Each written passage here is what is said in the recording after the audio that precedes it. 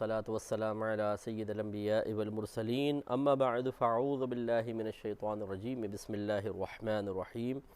الحمدللہ سلام سے متعلق آیات آپ کی خدمت میں عرض کر رہے تھے۔ ابھی ہم نے دو آیات عرض کی ہیں۔ ایک میں اللہ تبارک و تعالیٰ نے اپنے حبیب کریم صلی اللہ علیہ وسلم کو سلام کرنے کا حکم ارشاد فرمایا کہ وہ لوگ جو ہماری آیات پر ایمان رکھتے ہیں جب آپ کی خدمت میں حاضر ہوں تو آپ انہیں فرمائیں سلام علیکم، کہ سلامتی نازل ہو تم پر۔ تو اس سے معلوم ہوا کہ سلام کرنا سنت مبارکہ اللہ تعالیٰ نے اپنے حبیب کو تلقین فرمائی، اور چونکہ احادیث مبارکہ میں بارہا ملاقاتیں ثابت ہوئیں لیکن ہر جگہ سلام مستقل بنیادوں پر نہیں کیا گیا، تو اس کا نتیجہ نکالا کہ سلام کرنا سنت ہے، کوئی فرض یا واجب نہیں ہے۔ لیکن قرآن عظیم میں اللہ تبارک و تعالیٰ نے سلام کے جواب کے بارے میں واضح طور پہ ارشاد فرمایا کہ جب کوئی تمہیں سلام کرے تو تم اس سے بہتر لفظ سے سلام کا جواب دو، اور ردوہا، یا پھر اسی کو لوٹا دو۔ جیسے کوئی کسی نے آپ کو صرف سلام کہا تو میں نے آپ کو بتایا تھا آپ کہیں السلام وعلیکم السلام۔ اگر کوئی کہتا ہے السلام علیکم ورحمۃ اللہ، آپ کہہ دیں وعلیکم السلام ورحمۃ اللہ وبرکاتہ،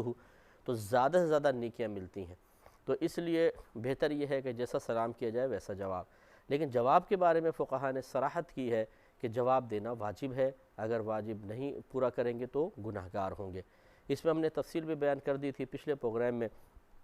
کہ بعض اوقات ایک مرد عورت کو سلام کرتا ہے، اگر عورت یہ سمجھتی ہے کہ میرا سلام کا جواب دینا فتنے کا باعث بنے گا اور خواہ مطلب یہ کہ شیطان اس سے کوئی فائدہ حاصل کرے گا، تو وہ سلام کا جواب اتنی آواز سے ہرگز نہ دے کہ اس شخص کو سن جائے، بلکہ اتنے آواز سے دے لے کہ اپنا کان سنے یا دل میں دے لے، جواب نہ دے۔ اسی طرح اگر مرد یہ سمجھتا ہے کہ عورتیں بھی کم تو نہیں ہوتی، بعض اوقات ہم آدم بنت حوا کو تو کہہ رہے ہوتے ہیں مظلومہ ہے، حوا کی بیٹی مظلومہ ہے، لیکن کبھی کبھی آدم کا بیٹا بھی بیچارہ ایسا ہوتا ہے، اس پہ بھی ذرا دیکھ لیا کریں۔ تو عورتیں بعض اوقات ہوتی ہیں کہ وہ مردوں کو مائل کرنے کے لیے سلام کر رہی ہوتی ہیں، اور اس کی بھی کمی نہیں ہے۔ تو اگر مرد یہ سمجھتا ہے کہ میں خواہ جس سے کوئی ایجوکیشن میں پڑھ رہا ہے، مثال کے طور پہ یونیورسٹی میں ہے اور شریف لڑکا ہے، وہ نہیں چاہتا کہ لڑکیوں کے ساتھ میرا اختلاط بڑھے، کسی بھی وجہ سے مذہبی گھرانہ ہے کچھ ہے، لیکن بعض اوقات ہوتا ہے لڑکیاں شرارتیں کرتی ہیں اسکول کالج کی جو ہوتی ہیں، اور وہ جان بوجھ کے شرارتیں کرنا، چھیڑنا، اور شریف آدمی تو آج کل بدھو ہے، شریف کا دوسرا مفہوم ہے بدھو، پاگل۔ تو ایسے اشخاص کو چھیڑا جاتا ہے، تنگ کیا جاتا ہے تاکہ یہ اپنے وہ کہتے ہیں خول میں بند ہے، اس کو خول سے باہر نکالو، جیسے اخروٹ کی گری باہر نکالتے ہیں، یا گونگا سی پی کے اندر ہوتا ہے تو اس کو باہر نکالا جاتا ہے، تو بولتے ہیں اس کے اندر کا آدمی کو باہر نکالو۔ چاہتے یہ ہیں کالج والے کہ یہ مستی کرے ہمارے ساتھ، یہ بھی کھلکھلائے، الٹی سیدھی حرکتیں کرے، تو کہیں گے ہاں یہ خول سے باہر آیا۔ تو بہرحال اگر لڑکا یہ سمجھتا ہے کہ کسی نامحرم عورت کے سلام کا جواب دینے میں فتنہ بڑھے گا، آگے مسائل پیدا ہوں گے، وہ جواب نہ دے، یہ ایک شرعی عذر ہے کسی چیز کے سلسلے میں۔ باقی یہ کہ مسلمان کو سلام کرے تو جواب ضرور دینا چاہیے، یہ واجب ہے، ترک واجب گناہ ہوتا ہے۔ اور یہ ہم وضاحت کر چکے ہیں کہ اتنی آواز سے سلام کا جواب دینا ہے کہ سامنے والے کے کانوں تک آواز پہنچ جائے۔ منہ میں جواب دینا، ہلکے ہلکے دل میں جواب دے لینا، یا جواب اس مطلب ان الفاظ سے نہ دینا جو سلامتی کو ظاہر کرتے ہیں، بلکہ کسی نے کہا السلام علیکم، ہم نے جواب میں کہا جیتے رہو، خوش رہو، اللہ آباد رکھے۔ جیسے عموماً بڑے بوڑھوں کی عادت ہوتی ہے، بچیاں آ کے سلام کرتی ہیں، وہ سر پہ ہاتھ میں بیٹا خوش رہو، نہیں، وعلیکم السلام آپ کہیں، وعلیکم السلام، پھر آپ دعا دے دیں کہ اللہ تعالیٰ آپ کو خوش رکھے، آپ کو سدا سلامت رکھے، یوں۔ تو اس پہ ذرا توجہ فرمائیں، ہمارے بڑے خاص طور پر جو خاندانوں کے ہیڈ ہیں، بڑے ہیں، آپ ایک اچھی روش قائم کر جائیے، آپ ایک اچھے طریقے کو اپنے گھر میں نافذ کر دیجئے، جتنی نسلیں اس پر عمل پیرا ہوتی رہیں گی آپ کے لیے ثواب جاریہ ہوگا۔ ہم بعض اوقات ثواب جاریہ کی تلاش کرتے ہیں، پوچھتے ہیں جی کوئی بتائیں مسجد بن رہی ہو میں پیسہ لگاؤں، کوئی قرآن پاک رکھوا دوں مسجد کے اندر، کوئی پانی کی سبیل بنا دوں تاکہ ثواب جاریہ ہو جائے۔ تو میں آپ کی خدمت میں گزارش کرتا ہوں کہ وہ تو آپ کریں بہت اچھی بات ہے، لیکن آپ کے لیے ثواب جاریہ کے بہت زیادہ اسباب اور ذرائع اللہ نے مقرر فرمائے، بس آپ کو پہچاننے کی ضرورت ہے اور ان سے فائدہ اٹھانے کی ضرورت ہے۔ تو خصوصاً جو گھر کے بڑے ہوتے ہیں، اگر وہ چاہتے ہیں کہ اب ان کے لیے کچھ اعمال ثواب جاریہ بن جائیں اور لگاتار ان کی قبر میں بھی اللہ تعالیٰ کی اس کی بنا پر رحمت نازل ہوتی رہیں، تو وہ اپنے گھر میں اچھی عادات کو قائم کریں، جیسے مثلا سلام میں پہل کرنا اور دیگر سچ بولنا، شفقت کرنا، علم سکھانا، اس طرح کی چیزیں کریں، تو جتنے آگے نسلیں ان چیزوں کو اختیار کرتی چلی جائیں گی، ان بڑوں کے لیے ثواب جاریہ ہوتا رہے گا۔ اب دیکھیں سلام کے بارے میں ہی سورہ ہود ہے، آیت نمبر 69 ہے، ایک آیت تھوڑا سا نشاندہی کر رہی ہے ایک سلام کے مسئلے کی طرف۔ اللہ تعالیٰ فرماتا ہے کہ وَلَقَدْ جَاءَتْ رُسُلُنَا إِبْرَاهِيمَ بِالْبُشْرَى، اور ضرور بے شک آئے ہمارے کچھ رسل، یعنی ہمارے کچھ قاصدین جو فرشتے تھے ابراہیم کے پاس، بالبشرا خوشخبری کے ساتھ، یعنی آپ کو بیٹے کی خوشخبری دینا مقصود تھی حضرت اسحاق علیہ السلام کی، تو یہ آئے اور آخر انہوں نے کیا کہا؟ قالوا سلامن، تو انہوں نے کہا سلام۔ قالا، ابراہیم علیہ السلام نے جواب میں کہا سلامن، سلام۔ فما لبث ان جاء بعجل حنیذ، پھر کچھ دیر نہ گزری تھی کہ آپ ایک بھنا ہوا بچھڑا لے کر ان کے پاس آئے۔ تو چونکہ آپ مہمان نواز تھے، آپ بچھڑا لے کر آئے، یہ الگ واقعہ ہے، جو ہمارا مقصود نہیں، تو میں یہیں پر اکتفا کرتے ہوئے اس مسئلے پہ عرض کرتا ہوں کہ میں نے آپ کو پچھلے پروگرام میں بھی کہا تھا، اس سے پیچھے بھی ذکر کیا تھا کہ السلام علیکم، اس کو بعض لوگ کہتے ہیں مکمل سلام یہ ہے، یہ مکمل یا نامکمل کا مسئلہ نہیں ہوتا، جب سلام کا لفظ آ جائے گا تو یہ مکمل ہی ہے، یہ مکمل ایک سلام ہے۔ ہاں بھی الگ بات ہے کہ اس میں جتنے الفاظ کا اضافہ کریں گے ثواب بڑھے گا، لیکن اگر آپ صرف سلام بھی کہہ دیتے ہیں تو کافی ہے۔ جیسے اس آیت میں ہے کہ انہوں نے آ کے کہا سلام، السلام علیکم نہیں کہا، کچھ بھی نہیں، اور جواب میں حضرت ابراہیم علیہ السلام نے بھی سلام کہہ دیا، تو یہ صحیح ہے۔ یہ عموماً کرسچنز میں ہمارے ہاں جب ہم پہلے جس جگہ میں رہتا تھا وہاں کچھ کرسچن فیملیز تھی جو مطلب جن سے تھوڑا بہت کیونکہ محلے میں رہتے تھے، کچھ تو پڑوس میں بھی تھے، تو وہ جب آپس میں ملتے تھے تو سلام کیا کرتے تھے، خالہ سلام، وہ ہماری والدہ کو بھی جیسے کہہ دیا خالہ سلام، تو ان کے ہاں زیادہ اس سلام کا لفظ رائج ہے۔ اور ہمارے بعض مسلمان بھائی بھی خصوصاً جیسے ٹیکسٹ وغیرہ کے اندر یا میلز میں لکھتے ہیں تو صرف سلام لکھتے ہیں، یہ مکمل سلام ہے، یہ مطلب سلامتی کی دعا ہی ہے۔ سلام کا مطلب یہی ہے اللہ تعالیٰ آپ پر سلامتی نازل فرمائے۔ اب اس کو اس الفاظ میں آپ کہہ دیں السلام علیکم، اس کا معنی بھی یہ ہے اللہ تعالیٰ آپ پر سلامتی نازل فرمائے۔ تو خلاصہ کلام یہ ہے کہ اگر کوئی صرف لفظ سلام سے کہتا ہے، سلام کرتا ہے، تو یہ بھی ٹھیک ہے، لیکن ہمارا مشورہ یہ ہوگا کہ جو چیز معاشرے میں رائج ہو جائے تو اسی چیز کو اختیار کرنے میں بہتری ہوتی ہے۔ جمہور کی مخالفت کرنا، کثیر لوگوں کی مخالفت کرنا، اگرچہ وہ بغض و عناد کی بنا پر نہ ہو، لیکن اس طرح مخالفت کرنے سے لوگوں کے اندر تھوڑا سا انتشار پیدا ہوتا ہے، تنفر پیدا ہوتا ہے، نفرت پیدا ہوتی ہے، بدگمانیاں پیدا ہوتی ہیں، غیبتوں کے دروازے کھل جاتے ہیں۔ مثال کے طور پہ آپ ایک بڑی شخصیت ہیں، ایک عالم دین لے لیں، آپ ایک عالم دین ہے، کوئی آ کے آپ کو کہتا ہے جی السلام علیکم، آپ نے کہا سلام، اب وہ شاید کچھ آپ پہ اعتراض نہیں کرے گا، لیکن ہو سکتا ہے وہ اپنی جہالت میں یہ کہے کہ یار دیکھو سلام تک جواب تک نہیں دینا آتا، انہیں کہنا چاہیے تھا وعلیکم السلام۔ یہ ہے علماء کا حال۔ اب یہ غیبت شروع ہو گئی، بدگمانی کرنے لگے، تو اس لیے ضروری نہیں ہے کہ ایک چیز جائز ہو تو ہم اسے ضرور اختیار بھی کریں۔ بعض اوقات ایسا ہوتا ہے کہ معاشرے میں کچھ اور چیز رائج ہوتی ہے تو پھر جو رائج ہے اسی کے مطابق چلیں، یہ سب سے بیسٹ ہے۔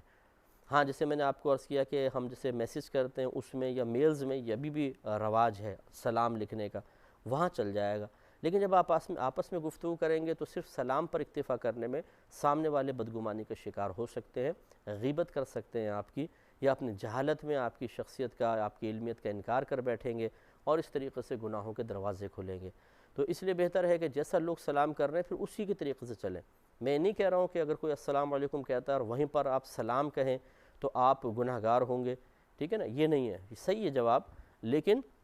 لوگوں کو آزمائش سے بچانے کے لیے کہ آپ تو اپنی دانش میں صحیح کر رہے ہیں، لیکن وہ لوگ بدگمانی کا شکار ہو کر غیبت کر کے اپنی آخرت کو برباد کریں گے، تو کیا ضروری ہے کہ ہم صرف سلام کہیں؟ کوئی فرض واجب تو نہیں ہے نا، السلام علیکم بھی کہہ سکتے ہیں، تو اس طریقے سے سامنے والے لوگ جو ہیں بدگمان بھی نہیں ہوں گے۔ اس لیے بہرحال اگر کوئی سلام کہتا ہے تو صحیح ہے، غلط نہیں ہے، لیکن بہتر یہ ہے کہ مکمل طور پہ سلام کا جواب جو ہاں رائج ہے اس کے مطابق دیا جائے، یہ سب سے بہتر ہے۔ اسی طرح دیکھیں سورہ ابراہیم آیت نمبر 23 میں اللہ تبارک و تعالی نے ارشاد فرمایا کہ وَأُدْخِلَ الَّذِينَ آمَنُوا وَعَمِلُوا الصَّالِحَاتِ جَنَّاتٍ تَجْرِي مِن تَحْتِهَا الْأَنْهَارُ خَالِدِينَ فِيهَا بِإِذْنِ رَبِّهِمْ، اور داخل کیے جائیں گے وہ لوگ جو ایمان لائے اور انہوں نے نیک اعمال کیے۔ کہاں داخل کیے جائیں گے؟ جناتن، ایسے باغوں میں، تجری من تحتها الانہار، کہ جن کے نیچے سے نہریں جاری ہیں، خالدین فیہا، وہ اس میں ہمیشہ ہمیشہ رہیں گے، بِإِذْنِ رَبِّهِمْ، اپنے رب کے حکم کے ساتھ۔ اور پھر فرمایا تحیتہم فیہا سلام، اور ان کا آپس میں ملتے وقت ایک دوسرے کو اکرام کرنے کا طریقہ کیا ہوگا؟ وہ ہوگا سلام۔ یا جس کو یوں بھی آپ ترجمہ کر سکتے ہیں کہ جنت میں جب وہ ایک دوسرے سے ملیں گے تو ان کا آپس میں جو ملاقات کے وقت سلام ہوگا وہ ہوگا لفظ سلام۔ تو معلوم ہوا کہ جب آپر میں جنت میں جائیں گے، اگر اس کو اس کے ظاہر پر ہی رکھیں تو وہ سلام کا لفظ کہیں گے ایک دوسرے کو، جی سلام، وہ بھی سلام کہہ رہا ہوگا، وہ بھی سلام کہہ رہا ہوگا۔ تو معلوم ہوا کہ صرف سلام بھی ایک باقاعدہ سلام کے الفاظ میں سے ہے، اور جنت کے اندر جنت ایک دوسرے کو لفظ سلام کہیں گے۔ تو اب یہ جو بعض جاہل قسم کے لوگ ہوتے ہیں جو بیچارے ان کو معلومات کم ہوتی ہیں اور انہوں نے کہیں کوئی مسئلہ پڑھا بھی نہیں ہوتا، اپنے ذہن سے بس وہ سوچتے ہیں اور وہ دوسروں پر اعتراضات ٹھوک دیتے ہیں کہ جی ان کو تو دیکھیں، جیسے اب میل پڑی مثال کے طور پہ کسی عالم دین نے، اس میں صرف سلام لکھا ہے تو کہیں گے کہ جی دیکھو ان کو تو لکھنا بھی نہیں آتا، ان کو پورا السلام علیکم لکھنے میں کیا مسئلہ تھا، خالی سلام لکھ دیا، نامکمل سلام لکھا ہے۔ اب ان سے مکمل نامکمل کی تفسیری معلوم کر لی جائے تو بیچارے جواب نہیں دے سکتے ہیں۔ تو اس طرح نہ کیا کریں، خصوصاً جتنے بھائی بہن ہمیں سن رہے ہیں کہ کسی بھی جو صحیح عالم دین ہے، مستند عالم دین ہے، خصوصاً مفتیان کرام ہیں جو واقعی ہی مفتی ہیں، جیسے مطلب آپ ان کے علم کو جانتے ہیں کہ ہاں اچھا علم ہے، سوالات کے جوابات بھی آپ دیکھتے ہیں سنتے ہیں، تو پھر ان کے علم کو چیلنج نہ کریں، ہو سکتا ہے کہ آپ گناہگار ہو جائیں، کیونکہ جب کوئی ایک عالم دین کوئی کلام کرتا ہے تو اس نے سینکڑوں آیات پڑھی ہوتی ہیں جو اس کے ذہن میں بھی ہوتی ہیں۔ تو اب آپ خود سوچئے کہ جو شخص روزانہ اس کا روٹین یہ ہو، پورا سال یہی چلتا ہو کہ وہ سینکڑوں حدیثیں دیکھتا ہے، آیات دیکھتا ہے، اور اس کے علم کو آپ چیلنج کریں کہ جی یہ اس کو نہیں پتہ ہوگا، ہمیں پتہ ہوگا، حالانکہ آپ نے کہیں ایک آدھ حدیث دیکھ لی، کوئی فیس بک پہ پڑھی ہوئی دیکھ لی، کسی وال پہ لگی ہوئی، کوئی ڈیسک کے اندر پڑھ لی، کوئی ویسی کتاب آپ کے ہاتھ میں آ گئی، اس میں حدیثوں کا ترجمہ دیکھ لیا، تو اس طرح چیلنج نہیں کر سکتے ہیں آپ، کیونکہ سامنے والے کے پاس پھر بہت زیادہ جوابات ہوتے ہیں۔ جیسے امام احمد رضا خان صاحب سے فتاوی رضویہ میں ایک دفعہ کسی نے، آپ نے لکھا کہ آپ کا رب یہ کہتا ہے، تو اس نے شخص نے جواب میں اعتراض کیا کہ آپ نے فلاں وقت کہا آپ کا رب یہ کہتا ہے، تو کیا آپ کا وہ رب نہیں ہے؟ آپ نے کہہ دیا آپ کا رب۔ اس پر پھر آپ نے سینکڑوں آیات اور کثیر احادیث سے ثابت کیا کہ اللہ تبارک و تعالیٰ کے نبی بھی یہ کہتے رہے ہیں اپنی قوم کو تمہارا رب، تیرا رب۔ تو فرمایا کہ بتائیں کہ اعتراض ان پر بھی ہوگا کہ جب موسیٰ علیہ السلام فرما رہے ہیں کہ تیرے رب نے یہ کہا، تو کیا وہ موسیٰ علیہ السلام کا رب نہیں تھا؟ اتنی آیات سے اور حدیثوں سے ثابت کر کے اس شخص کے ہوش ٹھکانے لگا دیے کہ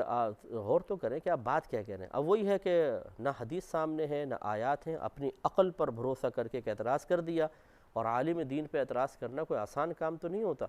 بعض اوقات تو یاد رکھیں ایمان ضائع ہو جاتا ہے بہت، یعنی اس لیے ہمارے اکابرین نے کہا کہ جب صرف کوئی عالم ہو اور علوم باطنیہ اس کے پاس نہ ہو، اور ایک ہے کہ عالم کے ساتھ ساتھ اللہ نے کرم فرمایا ہو کہ وہ قلب کے احوال پر بھی واقف ہو جائے، درجہ ولایت تک پہنچ جائے، تو اس لیے ارشاد فرمایا یہ دو طرح کے عالم ہوتے ہیں، جو ایک جو صرف علم ظاہر رکھتے ہیں، علم باطن ان کے پاس نہیں ہوتا، ایک وہ ہوتے ہیں جو علم ظاہر اور باطن کا کہ جامع ہوتے ہیں۔ تو فرمایا کہ جب اللہ کے ولی کے پاس جاؤ تو دل کو سنبھال کے جاؤ، اور عالم کے سامنے جاؤ تو زبان کو سنبھال کر جاؤ، اس لیے کہ جب آپ کلام کریں گے تو وہ اس کلام کو شریعت کی نگاہ سے دیکھے گا، تعلیم شرع کی روشنی میں پرکھے گا، اور ہو سکتا ہے کہ پھر آپ پر کوئی سخت قسم کا فتویٰ بھی لگ جائے، کفر کا فتویٰ بھی بعض اوقات لگ جاتا ہے، ایسی بدتمیزیاں بھی لوگ کر بیٹھتے ہیں۔ اب ایک اور آیت کریمہ ہے جس میں اللہ تعالیٰ نے سلام کے بارے میں حکم ارشاد فرمایا، سورہ نور ہے، اور اللہ بھلا کرے آیت نمبر ہے 61، 61ویں آیت ہے۔ اللہ تعالیٰ ارشاد فرماتا ہے فَإِذَا دَخَلْتُمْ بُيُوتًا، اور پھر جب تم گھر میں جاؤ، کسی بھی گھر میں جاؤ، کسی بھی گھر میں، فَسَلِّمُوا عَلَىٰ أَنفُسِكُمْ، تو اپنے لوگوں کو سلام کرو، تحیۃ من عند اللہ مبارکۃ طیبہ، یہ ملتے وقت کی اچھی دعا ہے، اللہ تبارک و تعالیٰ کی طرف سے، برکت والی ہے، پاکیزہ ہے۔ تو اس میں ایک اور حکم بیان کیا کہ جب آپ کسی سے ملنے کے لیے جائیں تو پھر آپ سلام کہیں، گھر میں داخل ہوں تو سلام کہیں۔ اور ہمارے آقا صلی اللہ علیہ وسلم کے پاس ایک صحابی آئے، اب یہ میں تنگ دستی دور کرنے کے طریقہ آپ کو بتا رہا ہوں جو حدیث میں ہے کہ انہوں نے آ کے اپنی تنگ دستی کی شکایت کی، یا اللہ میرے ایسے سے آج کل حالات ایسے ہیں، تو رحمت کونین صلی اللہ علیہ وسلم نے ارشاد فرمایا کہ جب تم گھر میں جاؤ تو سلام کرو، چاہے گھر والے ہوں یا نہ ہوں، اور پھر ایک مرتبہ سورہ اخلاص پڑھو۔ تو اس شخص نے اسی پر عمل کیا، اور کچھ دن بعد اتنا اللہ نے اس کو مال دیا کہ وہ دوسروں کو بھی دیتا تھا، مدد کرتا تھا۔ تو اس لیے میں گزارش کروں گا کہ آپ یہ عادت بنا لیں کہ جب آپ گھر میں داخل ہوتے ہیں تو حکم یہ ہے کہ فَإِذَا دَخَلْتُمْ بُيُوتًا فَسَلِّمُوا عَلَىٰ أَنفُسِكُمْ، جب تم گھر میں داخل ہو تو گھر والوں پر، اپنے لوگوں پر سلام کہو۔ تو اس کا مطلب یہ ہوا کہ والد صاحب گھر میں داخل ہو رہے ہیں، دادا جان داخل ہو رہے ہیں، افسر داخل ہو رہا ہے، پرائم منسٹر داخل ہو رہا ہے، تو ان کو حکم دیا جا رہا ہے فَإِذَا دَخَلْتُمْ، جب تم داخل ہو تو سلام کرو۔ تو اس میں تو حکم عام ہو گیا کہ پھر یہ نہ دیکھیں کہ میں بڑا ہوں یا چھوٹا ہوں، ہمیں چاہیے کہ گھر والوں کو سلام کریں۔ اور ایک مرتبہ سورہ اخلاص پڑھ لیجئے گا، قُلْ هُوَ اللَّهُ أَحَدٌ اللَّهُ الصَّمَدُ لَمْ يَلِدْ وَلَمْ يُولَدْ وَلَمْ يَكُنْ لَهُ كُفُوًا أَحَدٌ، تو اللہ تعالیٰ برکت ہی برکت عطا فرمائے گا۔ اور میں اکثر یہ کہتا ہوں، بعض لوگ بھائی بہن کہتے ہیں کہ جی حدیث میں تو یہ آیا کہ اللہ تبارک و تعالیٰ نے ازل سے ہی تقدیریں لکھ دی ہیں لوگوں کی، اب اس میں کمی بیشی نہیں ہو سکتی ہے، تو پھر اگر ہم سورہ اخلاص پڑھ بھی لیں گے تو جو ہماری قسمت میں اتنا ہی ملے گا۔ بات بالکل ٹھیک ہے، اتنا ہی ملے گا، لیکن ہمارے نبی کریم صلی اللہ علیہ وسلم نے جب ظاہری اسباب اختیار کرنے کا حکم دے دیا تو اس میں کوئی حرج نہیں ہے۔ اور میں اکثر یہ مطلب میں نے جو سوچ اور فکر کا میرا ایک نتیجہ ہے وہ میں عرض کرتا ہوں کہ اس قسم کے معاملات پر استقامت کی توفیق اللہ تعالیٰ اسی کو دیتا ہے جس کو دینا ہوتا ہے، ورنہ ہزاروں سنیں گے بولیں گے چھوڑو یار کہاں ہوتا ہے، یہ کچھ دن کیا بس چھوڑ دیا۔ استقامت سے جو کرتا رہے گا اللہ تعالیٰ اس کو برکت سے نوازے گا۔ اللہ تعالیٰ سے دعا ہے کہ رب کریم جو کچھ ہم نے سنا اسے ذہن میں محفوظ رکھنے، دوسروں تک پہنچانے کی توفیق عطا فرمائے، آمین۔ وآخر دعوانا